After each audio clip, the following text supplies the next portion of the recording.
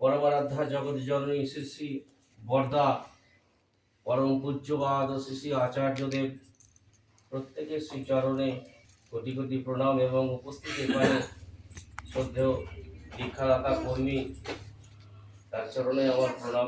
ও প্রণাম জানাবেন না, একমাত্র ঠাকুর ছাড়া কাউকে প্রণাম জানাবেন। যাই হোক, এই দাদা প্রথম দিকে আলোচনা করছিলেন, আলোচনাটা খুব ভালো লাগছিল। তিনি কার্তিক সরকারটার কথা বলছেন যে দেওঘরের বর্তমান তিনি সম্পাদক। এই কার্তিকদার অনেক আগের পুরনো একজন সম্পাদকের কথা মনে পড়ে, শরৎ হালদার দা। ঠাকুর একদিন আসামের ডিমাপুরে তিনি তাকে উৎসব করে আসতে বললেন। ঠাকুর বললেন, শরৎদা জানতো ওই ডিমাপুরে ঠাকুরের কথা, পরমপিতার কথা বলে আসবেন। তো শরৎদা ঠাকুরের মুখের দিকে তাকিয়ে বলছেন যে ঠাকুর, আমি তো কথাই বলতে পারি না। তিনি সবেমাত্র দায়িত্বভার গ্রহণ করেছেন সম্পাদকে, তিনি হিন্দি একদমই জানেন না। তো সেই ডিমাপুরে উৎসবে তিনি সেই ঠাকুরের কথা বলেছেন প্রায় 45 মিনিট অনর্গল, এবং সে কথা নাকি তিনি হিন্দিতে বলেছেন।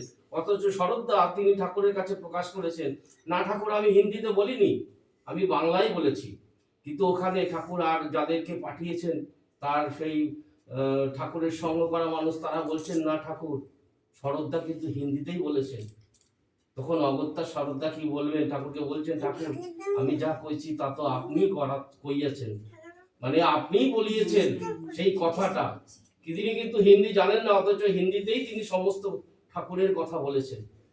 এটা তার সমস্ত ইচ্ছাতে, তাকে ভালোবাসলে এটা সম্ভব হয়। একদিন কলকাতা ইউনিভার্সিটিতে সিটি কলেজের একজন ছাত্র, বিচক্ষণ ছাত্র, তিনি সায়েন্স নিয়ে পড়ছেন এবং তিনি ইউনিয়নের একজন সেক্রেটারি, ভালো পদাধিকারী। তিনি ওই কলেজ স্ট্রিটে তিনি ঘুরছেন দিনের বেলা। তো তখন সেই সময় 49 সালের ঘটনা। তো সেখানে একজন ইংরেজ সাহেবের সঙ্গে দেখা হলো। তো পরিচয় করতে গিয়ে তিনিও তার পরিচয় দিলেন। তার নাম হচ্ছে এডওয়ার্ড ফিলসন। তিনি ওই ঠাকুরের উদ্দেশ্যে, ঠাকুরের দর্শন প্রণামের উদ্দেশ্যে সেই আমেরিকা থেকে তিনি এসেছেন।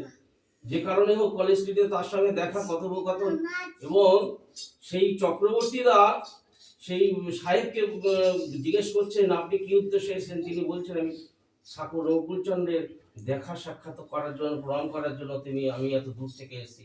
তখন তিনি বলছেন, আপনি যাবেন, দেওঘরে যাবেন, সেখানে সেই সাক্ষাৎ ভগবান যিশু, তিনি যিশুর কথা বললেন।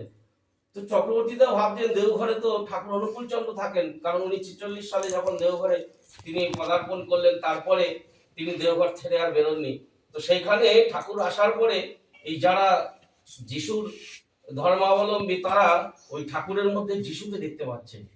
তাই তিনি বলছেন, আপনি দেওঘরে যাবেন, সেখানে গিয়ে দেখবেন ভগবান যিশু সেখানে উপস্থিত আছেন।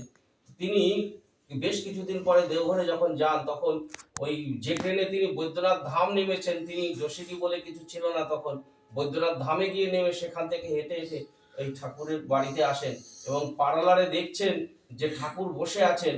আর ঠাকুরের যেখানে বসে আছেন সেখানে ঠাকুর মাথা নিচু করে শুভ্র শ্বেত বস্ত্র পরে শুভ্র আসনে তিনি বসে আছেন। আর তিনি কিছুটা ভয়ে ভয়ে ওই চক্রবর্তী দা ঠাকুরের কাছে যাচ্ছেন, গিয়ে দেখছেন যে তার সামনে 1-150 মিটারের মধ্যে ঠাকুরকে কে যেন একটা ওরকম ফর্সা দর্শনধারী পুরুষ, তার হাতে ওই তিনি যে ওই এটা খেতেন, গড়গড়াটা খেতেন, সেই গড়গড়া জল দিয়ে ঠাকুরের হাতটা ধুয়ে দিচ্ছেন। বলছেন সে অপূর্ব এক দৃশ্য, সেই ঠাকুর যে বসে আছেন সেই রকম একটা মহামানব, ওইরকম একটা সুন্দর পুরুষ তার হাতে ওই জল দিয়ে হাতটা ধোয়াচ্ছেন। ঠাকুর কাছে যেতে ঠাকুর বললেন যে আমার হাতটা খুব অপরিষ্কার ছিল। তিনি গড়গড়া জল দিয়ে হাত দিয়ে পরিষ্কার করলেন, এবং তিনি যে লোকটি দিলেন সেই হচ্ছেন কৃষ্ণপ্রসন্ন ভট্টাচার্য। তিনি ঠাকুরের সামনে যখনই গেছেন, তিনি ঠাকুরকেও বলেছেন যে ঠাকুর, আপনার মধ্যে না আমি রামকৃষ্ণ দেবকে দেখতে পাই, কারণ তিনি প্রথম জীবনে রামকৃষ্ণের ভক্ত ছিলেন। ওই ঠাকুরের মধ্যে তিনি রামকৃষ্ণকে দেখতে পান। আবার তিনি রামকৃষ্ণ ভেবে যখন চোখ বন্ধ করেন, তখন দেখছেন ঠাকুর তার সামনে এসে হাজির হয়েছে। তিনি ওই শিবানন্দ মহারাজের কাছে যখন দীক্ষাটা নেন, তিনি তখন রামকৃষ্ণ দেবের দীক্ষা নিয়েছিলেন। কিন্তু পরবর্তীতে তিনি ওই ঠাকুরের দীক্ষা যখন পেয়েছিলেন, তিনি বিশ্বাস করেছিলেন যে যিনি রামকৃষ্ণ তিনি ঠাকুর অনুকূলচন্দ্র। আর যে দেখতে গেছেন যিশু আছেন কিনা, তিনি ঠাকুরের সামনে এসে দেখছেন যে এ তো ঠাকুর অনুকূলচন্দ্র। তিনি ঠাকুরকে যখন একটা প্রশ্ন করলেন, তিনি একটা ভাব নিয়ে এসেছেন যে কলকাতা থেকে সাহেবের সঙ্গে কথা হলো যে যিশুর দর্শন করতে যাব। তিনি ঠাকুরকে শুধু একটা প্রশ্ন করবেন, এই তার মনের মধ্যে একটা আশা ছিল যে ঠাকুর কি করে পারফেক্ট মানুষ হওয়া যায়। তিনি ঠাকুরকে জিজ্ঞেস করছেন যে কিভাবে ঠাকুর আপনি বলুন যে মানুষ কিভাবে পারফেক্ট হতে পারে। তো ঠাকুর তিনি বাদিকে দাঁড়ানো, ঠাকুর মুখটা ডান দিকে ঘুরিয়ে নিলেন, তার কথাটা তিনি শুনতে পাননি। কিন্তু তার মনের মধ্যে একটা অকুত ভয় ছিল যে ঠাকুর সম্বন্ধে তিনি যা যা শুনেছেন সেগুলো ঠাকুরকে বলবে। ঠাকুর এরকম জিএসটি নেন, ট্যাক্স নেন, ঠাকুর এরকম মায়েদের নিয়ে গল্প করেন, মায়েদের সঙ্গ করেন, আরো খারাপ খারাপ কথা তার মনের মধ্যে কেউ ঢুকিয়েছে। সেটা ঠাকুরকে ডান দিকে গিয়ে, ঠাকুর যখন মুখটা ঘুরিয়ে নিয়েছে ডান দিকে গিয়ে, সেই চক্রবর্তী ঠাকুরকে জিজ্ঞেস করছেন, ঠাকুর আমি যা শুনেছি আপনি কি সত্যি সত্যি মহিলাদের নিয়ে সঙ্গ করেন? ঠাকুর তখন তার দিকে তাকিয়ে হাসছেন আর বলছেন, শোনো, মানুষের জীবনে একটা মানুষকে দরকার, সেই পরম মানুষটা হচ্ছে যে প্রিয়, যার মধ্যে অকুত আনন্দ, অচ্যুত আনন্দ থাকবে, যে পরম পিতাকে ভালোবাসবে, যে পরম পুরুষকে ভালোবাসবে, তার তার মতন একটা মানুষকে দরকার। সেই মানুষটার মতন যদি হতে পারো তাহলে সেই পারফেক্ট মানুষের রূপ নেওয়া যাবে, পারফেক্ট মানুষ হতে পারবে। তিনি চলে এলেন। তিনি চলে এসে তিনি যখন কলকাতা এলেন, তিনি আসার আগে যখন ঠাকুরকে নিবেদন করছেন, ঠাকুর তাহলে আমি কি কলকাতা ফেরত যেতে পারি? তো তিনি ঠাকুরকে নিবেদন করছেন আর দেখছেন যে সাহেবকে তিনি দেখেছেন, সেই সাহেব ঠাকুরের কাছে বসে আছেন। তখন ইশারা করছেন চক্রবর্তীটাকে, দেখুন এই হচ্ছেন যিশু। তিনি আশ্চর্য হয়ে গেছেন, তিনি কিন্তু ঠাকুরের দীক্ষিত, তিনি জানেন দেওঘর মানে পরম প্রেমময় শ্রী ঠাকুর, তিনি পরম প্রেমময়। যার জন্য তিনি বলছেন যে একটা মানুষকে পারফেক্ট হতে গেলে একটা প্রিয় মানুষকে দরকার, যার মধ্যে সমস্ত ভালোবাসার গুণগুলো থাকবে। সেই মানুষটাকে পেলেই তাকে তাকে নিয়ে চলতে পারলে জীবনে পারফেক্ট হওয়া যায়।